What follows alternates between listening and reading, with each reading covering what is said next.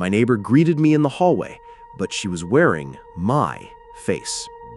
The Emerson Arms was a monument to the ordinary, its 8 floors housing quiet, predictable lives. For 3 years, it had been my sanctuary of beige, a fortress of tranquil monotony since my life had imploded.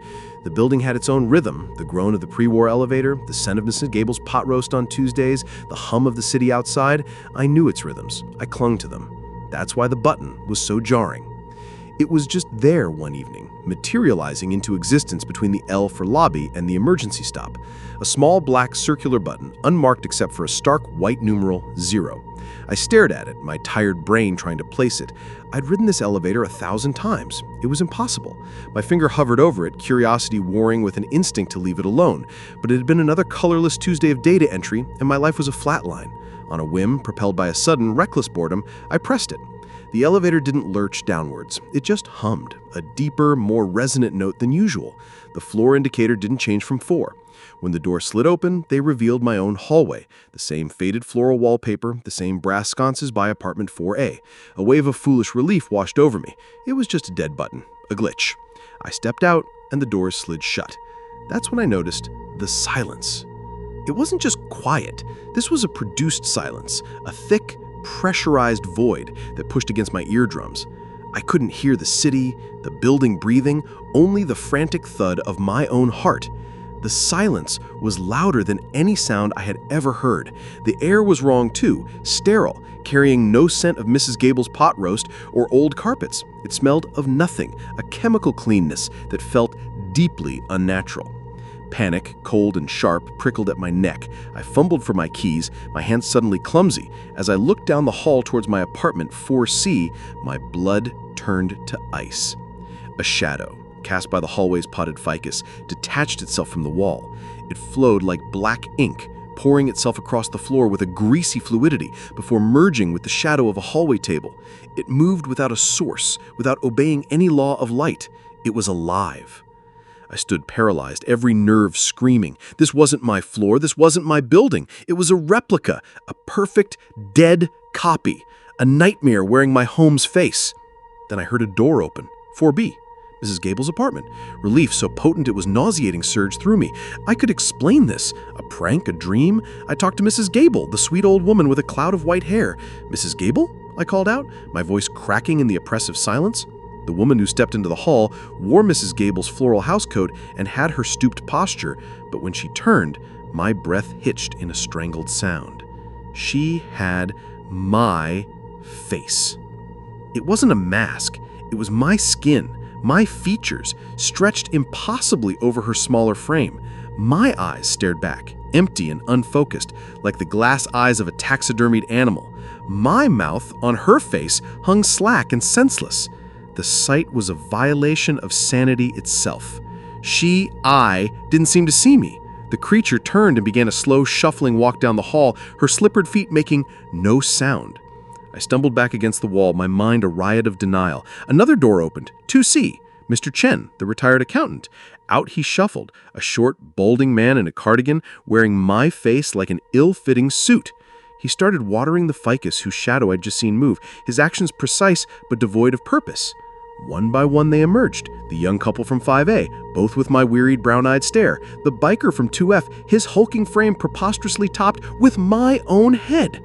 My face, everywhere, on everyone. They were going through the motions of life, checking mail that wasn't there, knocking on doors that never opened, staring at the walls with my vacant eyes. They were automatons in a recorded loop, wearing me as their uniform. Driven by a horror that transcended fear, I lurched towards my apartment 4C. The door was unlocked. I pushed it open. The apartment was mine, but sterilized. The books, the half-empty mug, the crumpled throw blanket, all gone. It was my apartment as it might appear in a magazine, scrubbed of all life, scrubbed of me. My television was on, casting a flickering light into the silent room. It wasn't showing a movie. It was showing the inside of my real apartment, back on the real 4th floor. I was watching myself. On the screen, a figure, me, tired and disheveled, stood inside his own apartment. The sounds were there, the hum of the fridge, the distant traffic. He was pacing. I recognized the moment. It was from less than an hour ago, right before I decided to get a burger. The me on the screen walked to the door and stepped into the hall, heading for the elevator. This place, this apartment 0, wasn't just a copy. It was a live feed observation deck where the exhibits were reflections of a life happening somewhere else. A low hum started behind me. I spun around. In the doorway of my sterile bedroom stood the Mrs. Gable thing, my face thing. It was staring at me, and this time, it saw me. The dead eyes focused, the slack jaw tightened. From its throat came a sound that wasn't a voice. It was a perfect mimicry of my own internal monologue, the frantic, spiraling panic screaming through my mind. No, this can't be real. Oh God, get out, get out, get out! The creature's mouth stretched, the corners of my lips on its face pulling impossibly wide, tearing the skin at its cheeks. The silent scream in my soul was mirrored on its face.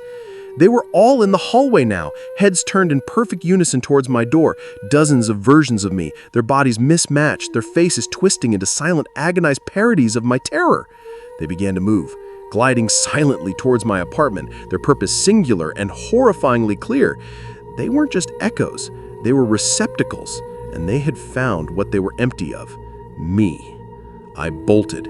I burst out of the apartment and sprinted for the elevator, the silent legion of myself flowing from their doorways behind me. The hall seemed to stretch, the red glow of the elevator button a distant star. Their copied thoughts hammered at my mind, a chorus of my own panic. Caught. No escape. It's over. I slammed my palm onto the call button. The legion was meters away. One of them, the big biker thing, raised a hand, and I saw my own fingers, impossibly long and thin, reaching for me. The elevator dinged. The door slid open. I threw myself inside, mashing the panel. I hit L1, 2, 3, 4, anything. As the doors began to close, the first of them reached the threshold. The face of the young woman from 5A warped into a mask of my screaming terror, pushed into the gap. My hands clawed at the closing door. I kicked out, my foot connecting with my own face. The thing recoiled as the doors sealed shut. The elevator didn't move. I stared at the panel, my breath catching in a sob. All the buttons that I had pressed went dark. All but one. A single illuminated white numeral on a black button that had not been there moments before. 4C. It wasn't a floor number. It was an assignment. A destination. This place wasn't just a prison, it was a filing system, and it was recataloguing me. My finger, trembling, moved towards the button. It was my only way out, and my damnation. I landed back in the real world with the jarring lurch of the elevator. The doors opened to my normal fourth-floor hallway. I could hear the building's hum, smell the last traces of pot roast. I stumbled out, collapsing against the wall, sobbing with relief so total it felt like dying. I crawled to my apartment door, 4C, and fumbled for my keys, hands shaking too badly. I remembered the spare under the welcome mat. I reached under, my fingers closing around cold metal. But it wasn't my key. My key was cheap brass. This was heavy, cold, pitted black iron, intricately designed. I'd never seen it before. My blood ran cold. I stood up slowly and turned, my heart a leaden wheat. I looked back at the elevator. The small circular button marked 0 was gone. In its place, smooth and seamless, was a brass plate. Etched into it were the words, Apartment 0, Occupied. I made it into my apartment, the strange key turning the lock with a well-oiled click. I slammed the door and leaned against it, gasping for breath. I was home, safe. But as my breathing slowed, I became aware of the silence, my silence. The quiet of my apartment was different now. It was heavier, pressurized. The silence in here was just as loud as the silence down there. I walked on shaking legs to the bathroom mirror and stared at my reflection. It was me, my tired eyes, my messy hair. I kept staring, waiting for a sign. For minutes, I just stood there. It was me, just me. With a final shaky sigh of relief, I smiled, and my reflection didn't.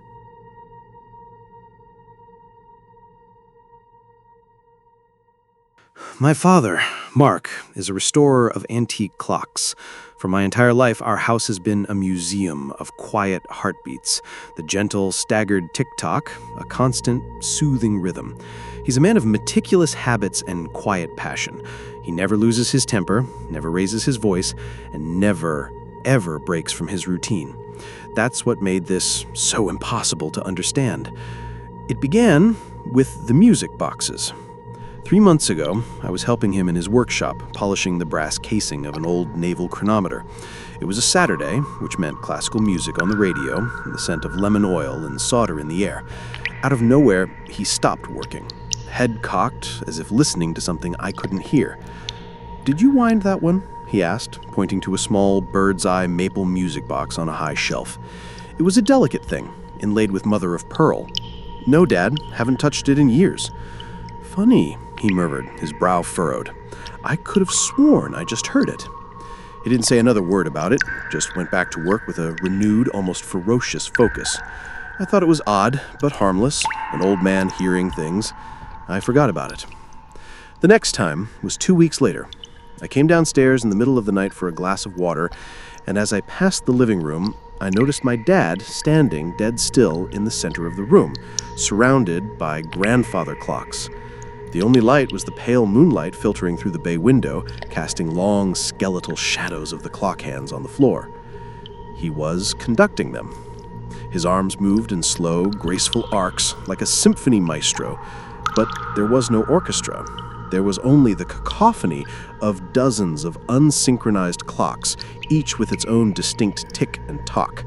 To him, though, it was a symphony. He moved with a reverence that chilled me to the bone, his eyes closed in serene concentration. "Dad?" I whispered, my voice a frail thing in the ticking chaos. His eyes snapped open. For a split second, they were vacant, like polished stones. Then they focused on me, and he offered a weak, embarrassed smile. "Just checking the harmonies," he stammered, his arms falling limply to his sides. "Some of them are a bit sharp tonight. Go on back to bed, son." He looked so frail and confused that my fear gave way to pity. I nodded and went back upstairs, but I couldn't sleep. I lay in bed listening to the asynchronous beat of the house, trying to convince myself I wasn't listening to my father lose his mind. It was no longer just the clocks. He started humming. Not tunes, but single, resonant notes that seemed to last for an impossibly long time without him taking a breath. He'd do it while washing dishes, reading the paper, his eyes distant. If I asked him what he was humming, he'd just blink and say, "Tuning the silence." The humming started to have an effect. I'd walk into a room he'd just been in and feel a strange pressure in my ears. The silence wasn't empty anymore. It was heavy, vibrating with the ghost of his note. Once I saw a wine glass on the counter tremble, its stems shivering in sympathy with a hum he'd made minutes before. I told myself it was my imagination, a draft. I was getting very good at lying to myself. I knew things were escalating when I found the diagrams. They were hidden under a false bottom in his workbench drawer. They weren't blueprints for clocks. They were elaborate, impossibly complex drawings on aged vellum depicting spherical, multi-layered devices that looked part astrolabe, part celestial gear train. But the notation wasn't mechanical, it was musical. Hundreds of tiny, intricate symbols were arranged in spiraling staves. At the center of each diagram was a single, terrifying phrase written in his perfect, steady hand. Harmonic resonator, to amplify the unheard. And below that, the great silence is not an absence of sound. It is a presence. It has a frequency, and it is listening. The hums became more frequent, the late-night conducting more frantic. The house felt wrong. The ticking of the clocks no longer felt like a collection of individual heartbeats. They were beginning to sync up, not perfectly, but in clusters. 3 clocks in the hall would tick in perfect unison for a minute, then fall out of step as 4 in the living room picked up the same monolithic rhythm. The sound was maddening, like a giant, clumsy heart learning to beat. My last sane night was a week ago. I was working late on my laptop when I heard a crash from the workshop. I bolted down the stairs, my heart pounding a frantic, irregular beat that felt horribly out of place in my father's new clockwork world. I found him on the floor, surrounded by the guts of a demolished Regency mantel clock.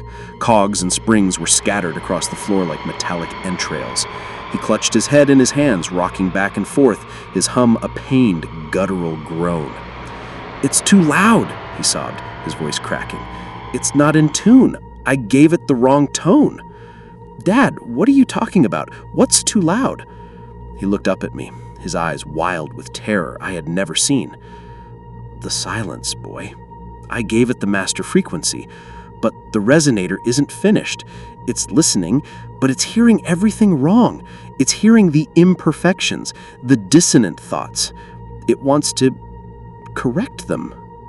Before I could ask what that meant, he scrambled to his feet and grabbed me by the shoulders, his grip like iron. His face was inches from mine. His breath smelled of dust and old metal. "It hears you," he whispered, a tear tracing a path through the grime on his cheek. "It hears the messy, clumsy rhythm of your heart. It hears the chaotic static of your thoughts. It hates them. It wants everything to be in time. One beat, one mind." He pushed me away and staggered towards his workbench, grabbing a fistful of delicate clock-making tools, screwdrivers thin as needles, pliers fine enough for watch repair. "I have to fix it," he mumbled, turning his gaze on me. His expression was no longer my father's. It was the detached, focused look of a craftsman studying a broken machine. "Your tempo is all wrong. I just need to get in there and adjust the escapement." He took a step toward me, pliers held like a surgeon's scalpel. I didn't wait. I ran. I fled the house of ticking clocks and didn't look back. I drove to my sister's place 4 states away and didn't stop until my car ran out of gas. I told her everything. She tried to be supportive, but she thought he was just old, succumbing to dementia. "We'll get him help, Alex," she promised. But there is no help for this. For 3 days I've been here, hiding. I sleep on her couch listening to the unfamiliar, blissfully random sounds of a normal house. I thought I was safe, until this morning. My sister has a small collection of snow globes on her mantelpieces. When I woke up, the tiny plastic figures in all 6 of them were vibrating. Not shaking from a passing truck, but shivering with a high-frequency buzz. And under the gentle hush of the air conditioning, I could hear it. A single, pure, resonant hum that set my teeth on edge. The hum isn't just in the house anymore. I know now what he was doing. He wasn't just building a resonator. He was the resonator. And he hasn't just tuned the clocks. He's been tuning the silence itself, making the entire world a sounding board for his dreadful project. He's broadcasting. An hour ago, I got a text. It was from a number I didn't recognize. There was no message, just an audio file. I put the phone to my ear, my hand trembling. It was a recording. A clear, crisp recording of 2 sounds. The first was the perfect metronomic beat of 100 synchronized clocks. The second sound was a single, high-pitched, harmonic chime, played over and over, a pure, beautiful note that made the base of my skull ache. It took me a full minute to place the sound. It was the little music box, the one he asked me about all those months ago. He found its note, the key, the master frequency he was looking for. And as I listen, a terrifying new thought takes root. Not my own, but planted there by the vibrating air. It's a thought of pure, crystalline logic, the thought that the stuttering, off-key beat of a human heart is an imperfection, a dissonance that needs to be corrected, silenced. My chest is starting to hurt. My own pulse feels clumsy and loud in my ears, an ugly noise I desperately want to stop. He's coming for me, not with a car, but on the resonant waves of the silence itself. I don't think he'll have to get here to fix me. I think if I just listen long enough, my heart will learn to stop beating on its own. And finally, for the first time in my life, I'll be in perfect time.